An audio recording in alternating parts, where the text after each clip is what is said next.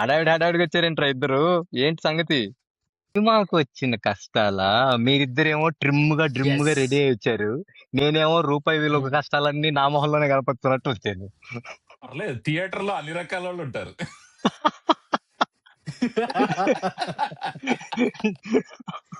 ఎవరి స్టైల్లో స్టార్ట్ చేద్దాం? బోయపాటి స్టైల్లో స్టార్ట్ చేద్దామా? రాజమౌళి స్టైల్లో స్టార్ట్ చేద్దామా? పూరి జగన్నాథ్ స్టైల్లో స్టార్ట్ చేద్దామా? ఇవన్నీ కలిపి మన స్టైల్లో ఒకటి స్టార్ట్ చేద్దాం. Okay, let's go. ఆచార్యదేవ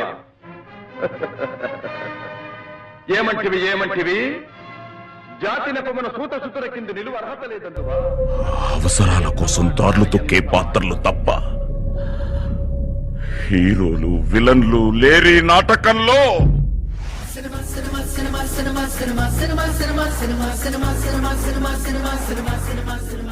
చాలా పెద్ద కాంటెక్స్ట్ ని ఫిట్ చేయాలి అంటే మనకున్న డైరెక్టర్స్ ఇద్దరు. ఒకటి పూరి జగన్నాథ్, ఇంకోటి త్రివిక్రమ్ శ్రీనివాస్. స్క్రీన్ మీద సరిగ్గా ఆడిన సినిమాలు యూట్యూబ్ లో బీభత్సంగా హిట్ అవుతాయి. ఏదో సినిమా ప్యాన్ వరల్డ్ అని చెప్పి రిలీజ్ చేస్తే నార్త్ సైడ్ 2,800 రూపాయలు వచ్చాయి. ఏం చేసుకుంటారు? సినిమా థియేటర్ మొత్తం మీద ఒక్కడే కూర్చొని చూస్తాయో. ప్రపంచంలో ఏ ప్రొడ్యూసర్ అయినా వాడికి వచ్చిన ప్రాఫిట్స్ ని బయటికి చెప్పుకుంటాడా?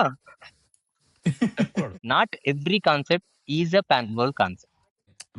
మన తెలుగు సినిమాల్లో ఉంటది చూడు, 2 సింహాల మధ్యలో నుంచి చూపించటం. చిరంజీవి చేసిన తర్వాత రజనీకాంత్ తమిళ్లో చేశాడు. ఇవి 3 అయిన తర్వాత అనిల్ కపూర్ హిందీలో కూడా చేశాడు. థియేటర్ తీసుకొని రాగలవు జనాన్ని, అంతే తప్పితే బలవంతంగా సినిమా నచ్చింది అని చెప్పించలేవు నువ్వు. ధోని హెలికాప్టర్ షాట్ కొట్టాడని చెప్పి ప్రతోడు నేను హెలికాప్టర్ షాట్ కొట్టాలంటే కష్టం. ఎందుకంటే ధోనికి ఏ బాల్ ని హెలికాప్టర్ షాట్ ఆడాలో ధోనికి తెలుసు. ఇద్దరికి అదే ఏం బాగాలేదు వేస్ట్ రా అన్నాను అనుకో, ప్రతి ఒక్కడు ఫోన్ పట్టుకోవడం, యూట్యూబ్ ఓపెన్ చేయడం, వాడి ఛానల్ ఓపెన్ చేయడం, పెట్టడం 2 టొమాటోలు 2 ఎర్రగడ్డలు అని, రైట్? అంటే ఒక సినిమాకి రివ్యూ అనొద్దు, నా ఒపీనియన్ అనండి.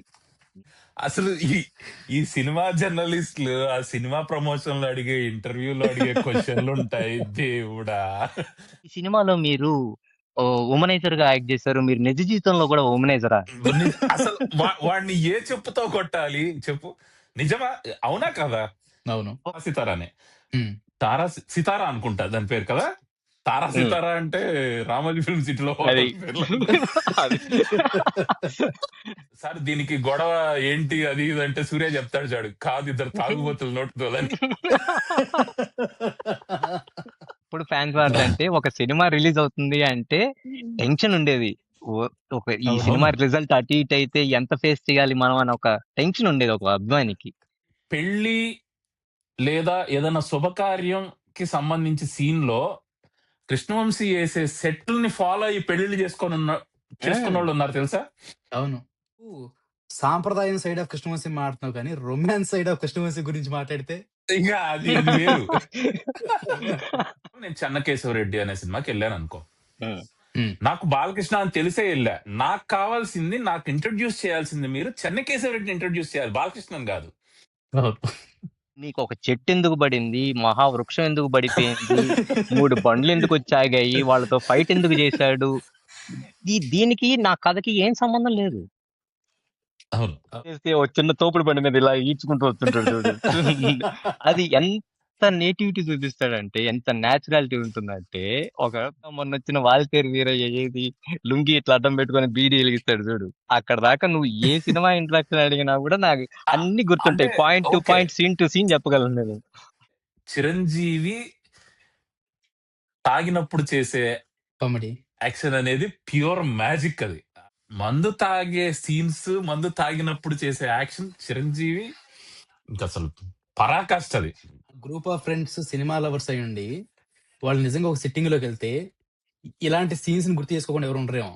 జై చిరంజీవి ఆ సినిమాలో అన్నా ఏమంటావు అంటే రే రే రే అన్నా స్మాల్ ఏమంటావు అంటే రే రే లార్జ్ దానికన్నా ముందు